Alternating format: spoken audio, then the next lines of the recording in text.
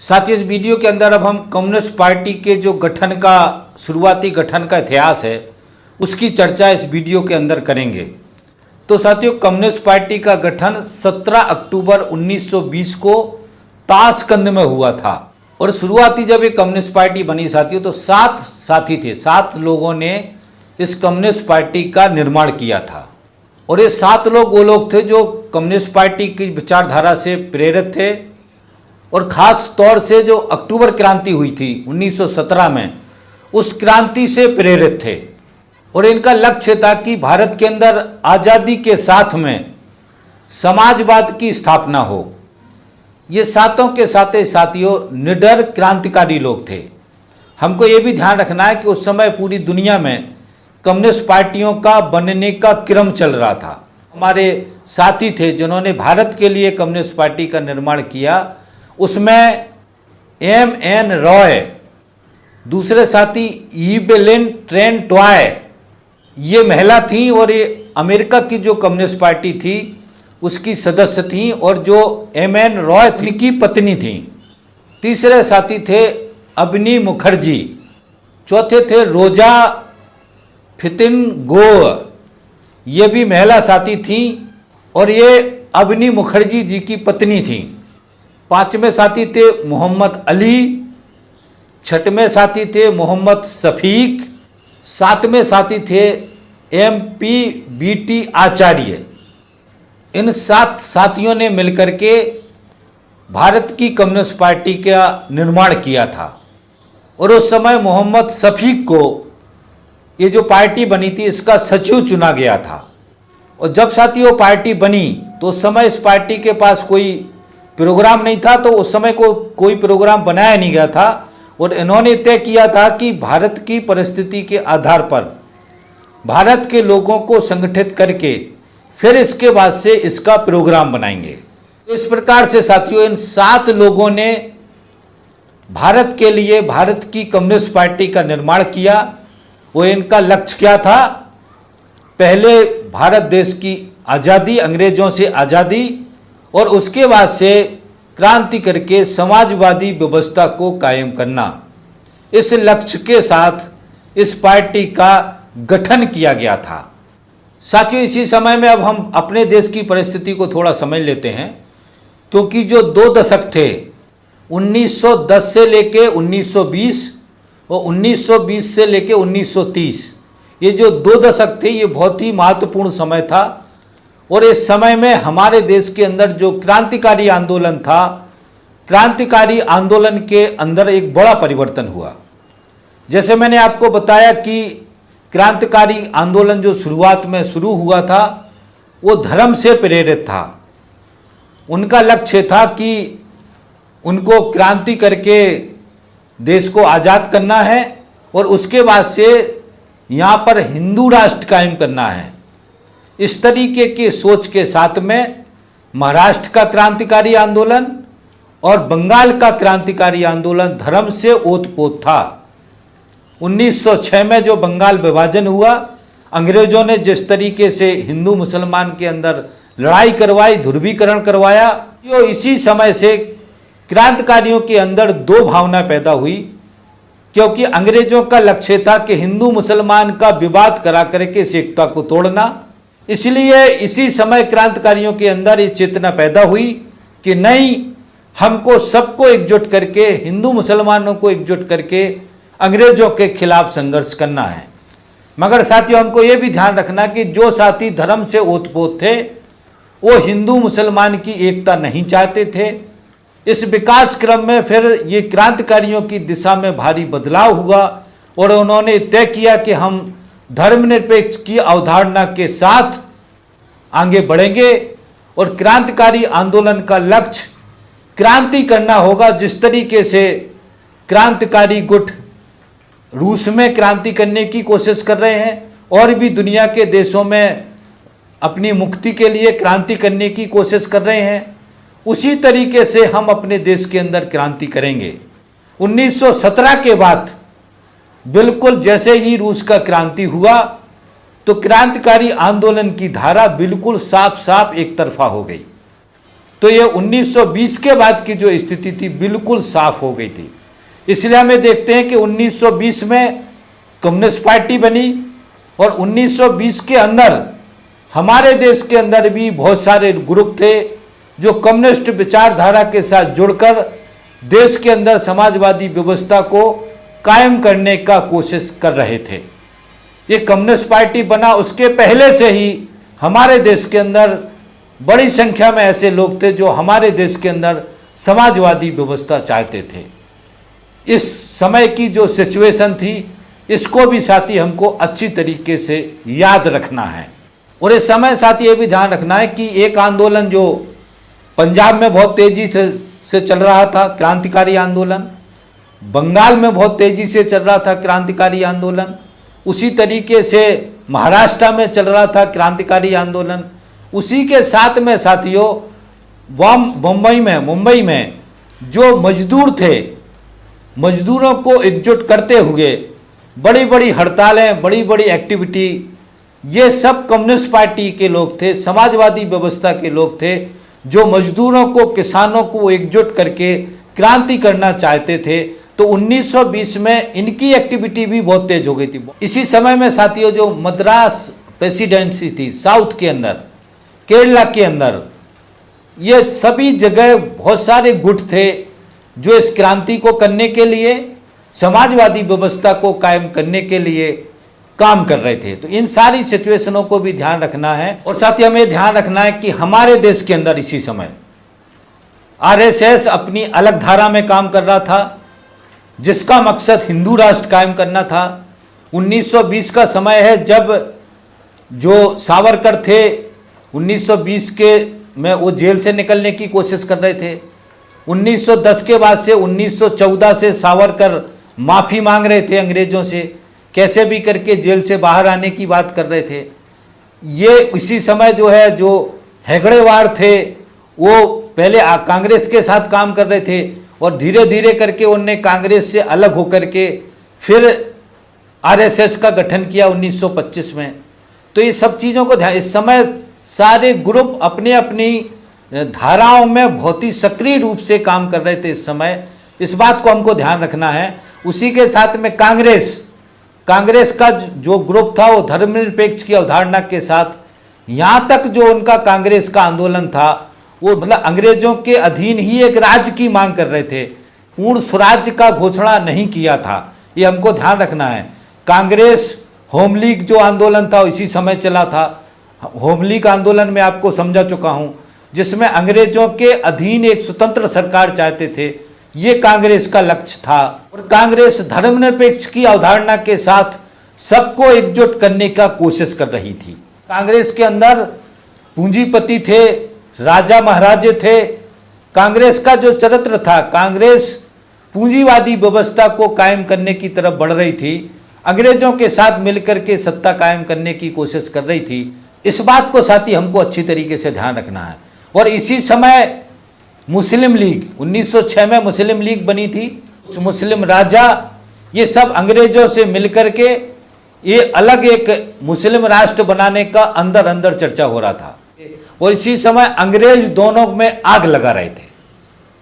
तो आप समझ लो इस समय कितनी धाराएं चल रही थी। एक बात और ध्यान रखनी है साथियों, जो ये कम्युनिस्ट पार्टी का गठन हुआ 1920 में ताशकंद में, उसका महत्वपूर्ण बात यह थी साथियों कि जो भी कम्युनिस्ट पार्टियां उस समय बन रही थीं हर देश के अंदर, वो रूस के नेतृत्व में बन रही थी। और रूस ने एक ऑर्गेनाइजेशन बनाया हुआ था जिसका नाम था कम्युनिस्ट इंटरनेशनल। उस जो संगठन बना था वो संगठन सर्टिफाई करता था कि कौन सी कम्युनिस्ट पार्टी किस देश की कम्युनिस्ट पार्टी है, और उसको फिर वो सपोर्ट करते थे, उसको सहयोग करते थे, जिसको कॉमिनटर्न कहते थे। तो ये कॉमिनटर्न में पंजीबद्ध थी ये कम्युनिस्ट पार्टी, और इस कम्युनिस्ट इंटरनेशनल का मुख्यालय रूस में था। तो हमको इस बात को भी ध्यान रखना है कि रूस उस समय पूरे दुनिया के अंदर कम्युनिस्ट पार्टी बने, समाजवादी व्यवस्था कायम हो, इसका कोशिश कर रहा था, उसका नेतृत्व रूस कर रहा था। इसी समय में साथियों 1921 में चीन के संघाई में चीन की कम्युनिस्ट पार्टी का गठन हुआ। और इसी समय साथियों बहुत सारे दुनिया के देशों में कम्युनिस्ट पार्टियों का गठन हुआ। दुनिया स्तर पर एक कम्युनिस्ट पार्टियों का बनने का, कम्युनिस्ट विचारधारा का आगे बढ़ने का ये इतिहास है। पूंजीवादी देश थे, वो सारे देशों में पूंजीवादी व्यवस्था को कायम करना चाहते थे, और जो समाजवादी देश थे वो पूरे दुनिया के देशों के अंदर समाजवादी व्यवस्था कायम करना चाहते थे। उस समय अंतर्राष्ट्रीय स्तर पर भी कम्युनिस्ट पार्टियों की एकजुटता थी। इसीलिए ब्रिटेन की कम्युनिस्ट पार्टी ने भारत की कम्युनिस्ट पार्टी के प्रोग्राम में जो उसका आज़ादी का संकल्प था उसको समर्थन किया।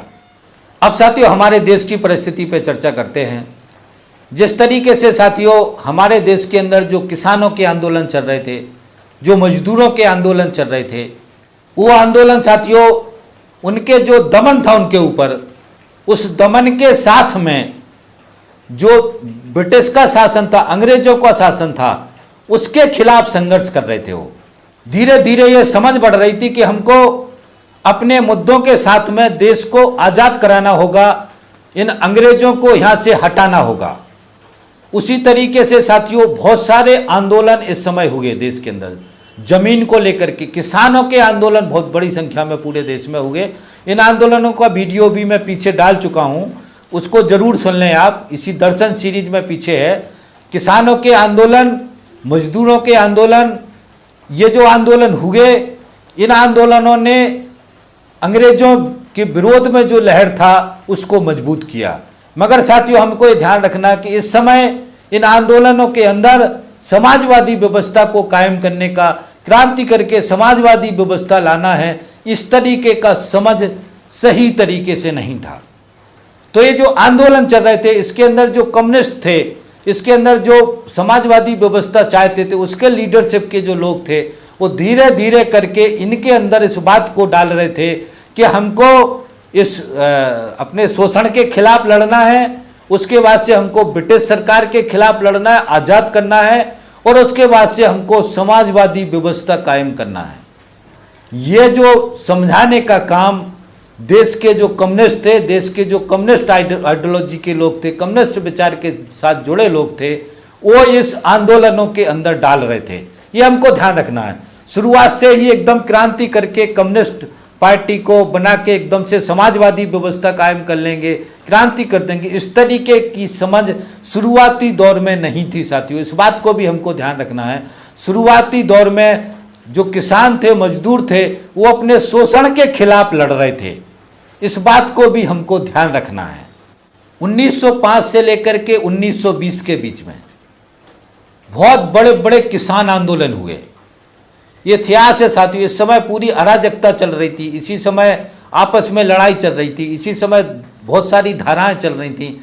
हम आपस में भी लड़ रहे थे, अंग्रेजों से भी लड़ रहे थे। तो ये सब कुछ इसी समय में चल रहा था। 1905 से लेकर 1920 के बीच में बहुत सारे बड़े किसान आंदोलन हुए, जिनको हमको ध्यान रखना है।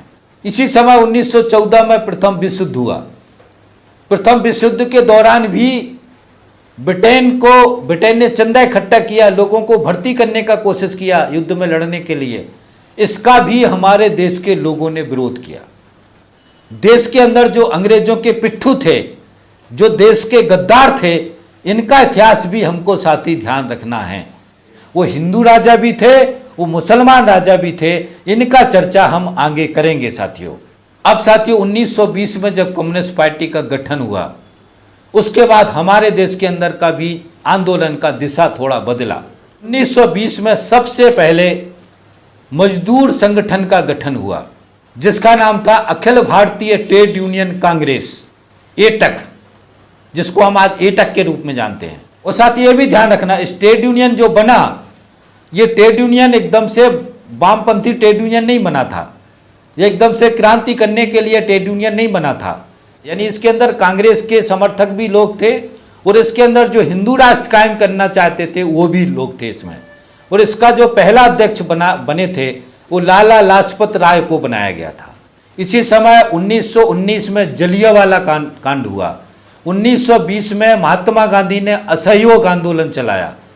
तो ये बहुत ही आंदोलन का पीक पे आंदोलन चल रहा था, उस समय का समय था जिसको हमको ध्यान रखना है। इसके बाद साथ ही एक और ध्यान रखनी है कि उस 1921 में पेशावर षड्यंत्र केस हुआ था।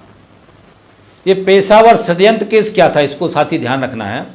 1920 में कम्युनिस्ट पार्टी बनी, उसके बाद से खिलाफत आंदोलन, जैसे मैंने बताया बहुत सारे खिलाफत आंदोलन के जो मुसलमान थे वो रूस से कम्युनिस्ट बनकर लौटे थे, यानी उन्होंने लक्ष्य लिया था कि समाजवादी व्यवस्था को कायम करेंगे। उसके हिसाब से जैसे मैंने बताया मोहम्मद अली और मोहम्मद शफीक ये कम्युनिस्ट पार्टी का गठन के हिस्सा थे। जब ये सारे लोग भारत देश अपने रूस से अपने देश में आए तो 1921 में जैसे ही वो पेशावर में घुसे तो वहाँ पर अंग्रेजों के जो सेना थी उन्होंने इनको गिरफ्तार कर लिया। तो उनके ऊपर आरोप लगाए गए कि ये रूस के जो बोल्शेविक विचार हैं, जो वहाँ के कम्युनिस्ट पार्टी के विचार हैं, समाजवादी जो सत्ता कायम करने के विचार हैं, उनको हमारे देश के अंदर फैलाना चाहते हैं, ये आरोप लगाया। और उसमें एक मोहम्मद अकबर थे, वो पहले व्यक्ति थे जिन पर अंग्रेजों ने देशद्रोह का मुकदमा लगाया था। ये सब मुसलमान थे और खिलाफत आंदोलन के माध्यम से रूस गए थे और रूस से लौटकर जब आए थे तब इनके ऊपर ये सारे मुकदमे लगाए गए थे। तो ये पेशावर षड्यंत्र केस है, इसको भी ध्यान रखना। ये पहला हमला था अंग्रेजों का कम्युनिस्टों के ऊपर। और साथ ही ध्यान रखना हमको, ये जो समझ थी कम्युनिस्टों की, जो समझ थी वो समझ थी पूर्ण स्वराज की। यहाँ तक ये ध्यान रखना है कि कांग्रेस भी पूर्ण स्वराज की बात नहीं कर रही थी। आरएसएस को तो आज़ादी के आंदोलन से ज़्यादा मतलब ही नहीं था, वो तो सरेंडर कर लिए थे और अंग्रेजों की सेवा में लगे हुए थे। तो पूर्ण स्वराज का जो चर्चा, पूर्ण स्वराज का जो मांग वो कम्युनिस्टों ने उठाया। और 1921 में जो कांग्रेस का अधिवेशन हुआ उसमें मांग को उठाने का कोशिश किया। 1922 में जो अधिवेशन हुआ उसके अंदर भी पूर्ण स्वराज का मांग कम्युनिस्टों ने उठाने का कोशिश किया। और ये पहला चर्चा था, पहला बात था जब ये कहा गया कि हमको पूर्ण स्वराज चाहिए, मगर कांग्रेस ने इस पर कोई रिस्पॉन्स नहीं किया। उस समय कांग्रेस जो अंग्रेजों के अधीन राज्य की बात कर रहे थे उसी तक सीमित थी। इसके बाद से साथियों 1929 में जो कांग्रेस का अधिवेशन हुआ उसके अंदर मौलाना हसरत मोहानी के माध्यम से पूर्ण स्वराज का प्रस्ताव रखवाया गया। इसी के अंदर एक दूसरे साथी थे स्वामी कुमारानंद, जिन्होंने प्रस्ताव रखा था, पूर्ण स्वराज का प्रस्ताव रखा था। और दोनों ये साथी समाजवादी जो विचारधारा है, समाजवाद का जो क्रांति का लक्ष्य था उससे प्रेरित थे। और इस समय भी महात्मा गांधी ने इसको अव्यवहारिक कह करके इसको नकार दिया। ये साथी हमको ध्यान रखना है, कम्युनिस्टों की जो भूमिका है, कम्युनिस्ट विचारधारा की जो भूमिका है, इस देश के अंदर पूर्ण स्वराज का जो नारा देने का काम है वो शुरुआत उसका कम्युनिस्टों ने किया था। इसका हमको ध्यान रखना है। इसके साथ में साथी ध्यान रखना है कि 1922 के बाद से हमारे देश के अंदर जो कम्युनिस्ट ग्रुप थे उन्होंने अपनी एक्टिविटी को व्यवस्थित किया था। जो एम.एन. रॉय थे वो रूस में थे, उन्होंने वहाँ से एक पेपर चलाया, वैनगार्ड ऑफ इंडियन इंडिपेंडेंस। उसके माध्यम से वो अपनी देश के अंदर, देश की जनता के अंदर अपना विचार ले जाने की कोशिश कर रहे थे। अंग्रेजों को पता चला और अंग्रेजों ने इस अखबार को बैन कर दिया, तुरंत बैन कर दिया। उसके बाद से अखबार अंडरग्राउंड बंटते थे, चोरी से बांटे जाते थे। 1925 से 27 के बीच में मास ऑफ इंडिया नाम का एक अखबार निकाला जाता था। इस अखबार को भी अंग्रेजों ने बैन कर दिया था। ये अखबार भी चोरी छुपे पूरे देश के अंदर क्रांतिकारियों के बीच में बांटा जाता था। साथ ही 1925 में जो क्रांतिकारी थे उन्होंने समाजवादी का नाम जोड़ करके एक नए संगठन का घोषणा किया था, जिसकी चर्चा आगे करेंगे। उसी संगठन के अंदर भगत सिंह जुड़े थे, चंद्रशेखर आज़ाद जुड़े थे, पूरा क्रांतिकारी आंदोलन जुड़ा हुआ था।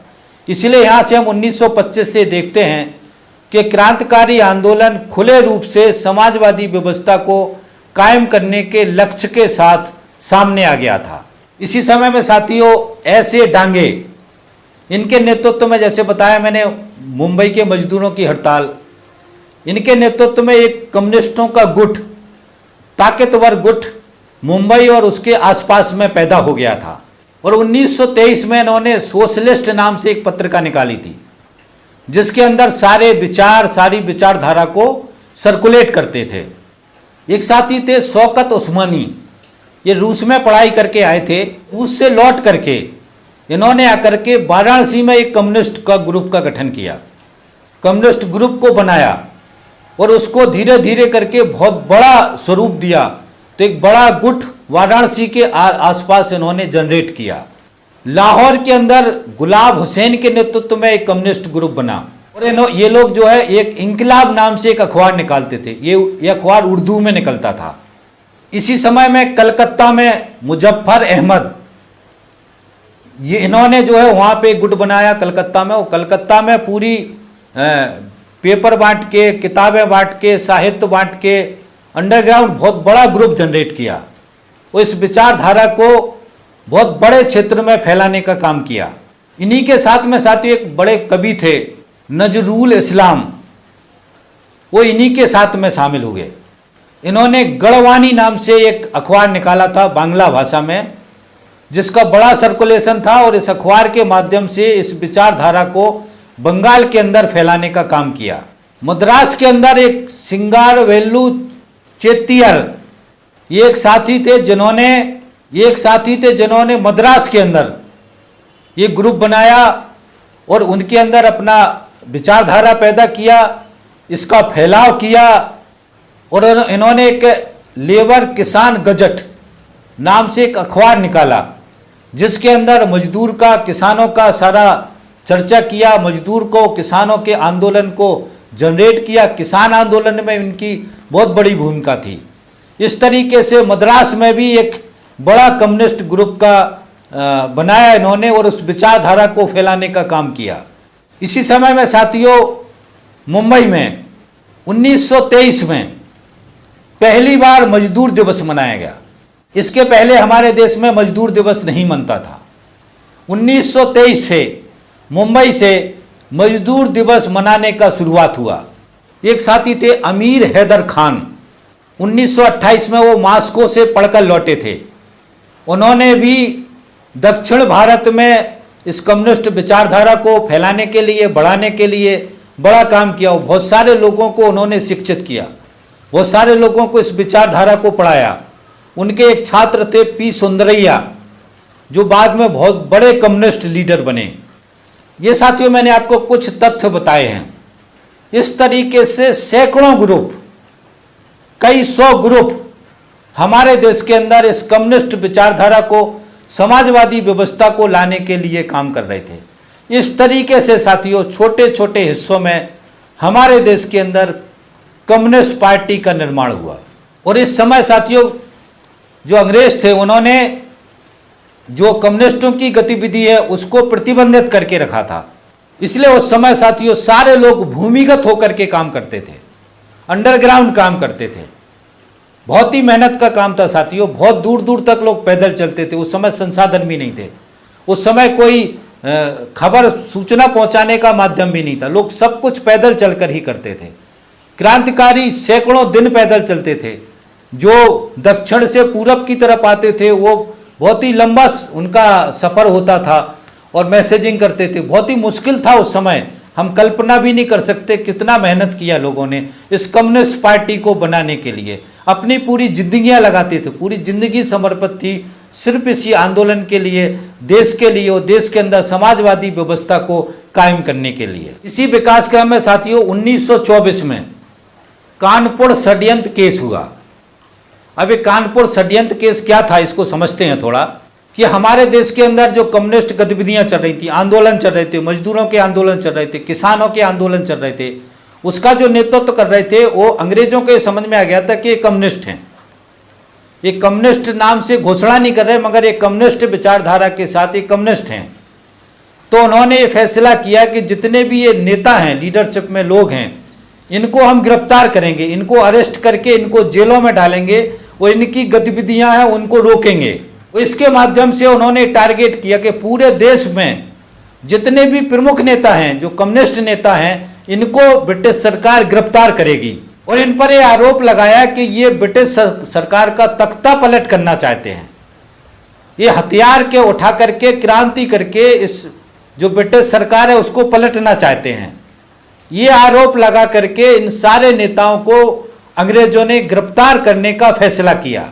इसमें साथियों उन्होंने एक केस बनाया जिसमें 13 बड़े नेताओं को नामजद किया, जिसमें M.N. Roy, Muzaffar Ahmad, Shaukat Usmani, Ghulam Hussain, S.A. Dange, Singaravelu Chettiar, R.C. Sharma, Nalini Gupta, Shamsuddin Hasan, M.P.S.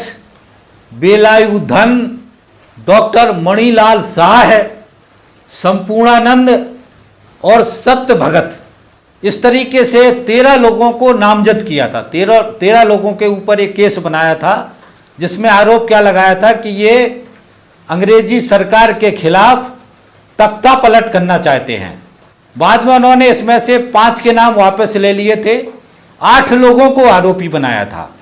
और 1924 में ये मुकदमा चला, 1 महीने तक मुकदमा चला। उसके बाद से इनको सजा सुनाई गई कि 4 साल तक सश्रम कारावास की सजा सुनाई गई। इस दमन के बाद पूरे देश के अंदर, पूरे दुनिया के अंदर ये मैसेज गया कि भारत देश के अंदर जो कम्युनिस्ट हैं वो क्रांति करने की कोशिश कर रहे हैं, या क्रांतिकारी गुट जो है पैदा हो गए हैं जो समाजवादी व्यवस्था चाहते हैं। तो इसका मैसेज गया अंग्रेजों के पास। ब्रिटेन की जो कम्युनिस्ट पार्टी है उसके पास भी मैसेज गया। जैसे मैंने बताया था, ब्रिटेन की कम्युनिस्ट पार्टी ने हमारे देश के आज़ादी के आंदोलन को जो लक्ष्य था कम्युनिस्टों का, उसको समर्थन किया था। तो इससे एकजुटता की भावना पैदा हुई। दूसरा ये मैसेज गया पूरा देश के अंदर कि जो कम्युनिस्ट हैं वो देश के आज़ादी के लिए संघर्ष कर रहे हैं। जो क्रांतिकारी थे उनके बारे में भी देश के अंदर मैसेज गया कि ये सारे कम्युनिस्ट हैं, ये सारे समाजवादी व्यवस्था कायम करना चाहते हैं, देश की आज़ादी के लिए लड़ रहे हैं। यानी यहाँ से ये ग्रुप के रूप में, एक ताकत के रूप में पूरे देश के अंदर मैसेज गया कि एक बड़ी ताकत के रूप में हमारे देश के अंदर कम्युनिस्ट काम कर रहे हैं। 1925 में कानपुर में एक कम्युनिस्ट सम्मेलन किया गया। कम्युनिस्ट जो काम कर रहे थे अंडरग्राउंड, उस सब ने मिलकर के एक संयुक्त रूप से बैठक की। और ये कहते हैं कि जो राम भगत थे उन्होंने इस बैठक को करने की पहल की थी। और इसी समय कानपुर में कांग्रेस का भी अधिवेशन हो रहा था। तो कांग्रेस का अधिवेशन अलग हुआ और उसी कानपुर में ये कम्युनिस्टों का पहला एक सम्मेलन अलग हुआ, जिसके अंदर लगभग 500 प्रतिनिधियों ने भाग लिया। इसमें जो प्रस्ताव पारित किए गए, इसमें पहला प्रस्ताव पारित किया गया कि जो जितने भी देशी हैं और विदेशी हैं, जो पूंजीपति हैं, ये मजदूरों का और किसानों का जो शोषण कर रहे हैं, बेतहाशा अमानवीय शोषण कर रहे हैं, उसकी आलोचना की। और जो किसान थे, मजदूर थे, इनकी मुक्ति का संकल्प लिया। दूसरा प्रस्ताव ये पारित किया कि कोई भी व्यक्ति जो सांप्रदायिक है उसको इस पार्टी का सदस्य नहीं बनने देंगे। समय साथ ही हमको समझना है कि 1925 में राष्ट्रीय स्वयंसेवक संघ बना था। तो उस समय राष्ट्रीय स्वयंसेवक संघ जब बना था तब हिंदू राष्ट्र वाली जो धारा थी वो भी हिंदू मुसलमान में विवाद, हिंदू मुसलमान में दंगे फसाद, ये सारा कुछ चल रहा था। आप इस पूरे चर्चा से समझ रहे होंगे, जैसे मैंने आपको बताया कि सारी धाराएं अपने रूप में काम कर रही थीं। तो इस समय ये कम्युनिस्ट पार्टी का जो ये समझ था, इससे समझ में आता है कि कम्युनिस्ट पार्टी धर्मनिरपेक्ष की अवधारणा के साथ सबको लेकर के, सबको एकजुट करके देश की आज़ादी के आंदोलन के रास्ते पे जाना चाहती थी। इसलिए उन्होंने तय किया कि कम्युनिस्ट पार्टी का वो सदस्य नहीं बनेगा जो सांप्रदायिक है या सांप्रदायिक पार्टी के साथ काम कर रहा है या किसी सांप्रदायिक संगठन में काम कर रहा है, उसको कम्युनिस्ट पार्टी का सदस्य नहीं बनाएंगे। और इस सम्मेलन के अंदर सिंगारवेलु चेत्तियार जो साउथ के नेता थे, इनको अध्यक्ष बनाया गया और SP घाटे और JP बघेरता, इन दोनों को महासचिव बनाया गया। और ये तय किया गया कि इसका केंद्रीय ऑफिस मुंबई में खोला जाएगा। और यहाँ से साथियों फिर भारत की कम्युनिस्ट पार्टी के नाम से ये जो संगठन बना, और इस संगठन ने पूरे देश का जो कम्युनिस्ट आंदोलन है, जो कम्युनिस्ट गुट हैं, उनको एकजुट करके, उनको इकट्ठा करके एक राजनीतिक ताकत के रूप में एकजुट करके एक राजनीतिक आंदोलन शुरू किया। साथियों यहाँ तक की जो सिचुएशन है, अब काफ़ी लंबी चर्चा हो गई, अब इस वीडियो को हम यहीं ख़त्म करते हैं और यहाँ से आगे का जो इतिहास है वो अगले वीडियो में कवर करेंगे। तो आपसे अपील है कि इन सारे पीछे के जो वीडियो उनको ज़रूर सुनें। हमारी जो दर्शन की सीरीज है, प्ले लिस्ट में जाएँ आप, दर्शन की सीरीज को ज़रूर देखें। इसके अंदर हिंदुत्व की थ्योरी, हम या हमारी राष्ट्रीयता की परिभाषा पूरा हमने कवर किया है, क्रांतिकारी आंदोलन है, सारा कुछ इसके अंदर है। तो जो ये हमारी दर्शन की सीरीज है, इसके वीडियो ज़रूर सुनें। और भी प्ले लिस्ट पर बहुत सारे वीडियो हैं, इनको सुनें आप, और जो भी वीडियो अच्छे लगते हैं उनको ज़्यादा से ज़्यादा शेयर करवाने में सहयोग करें। हमारे चैनल को सब्सक्राइब कर लें, घंटी दबा दें, ताकि हम जो भी ये सारे वीडियो डालें उनको आप अच्छी तरीके से सुन सको, और सुनने के बाद से आप ज़्यादा से ज़्यादा शेयर करवाने में सहयोग कर सकें। तो आप सहयोग करेंगे साथियों, इसी आशा उम्मीद के साथ इस वीडियो में मैं अपनी बात खत्म करता हूँ। थैंक यू साथी, धन्यवाद, थैंक्स, मिलते हैं अगले वीडियो।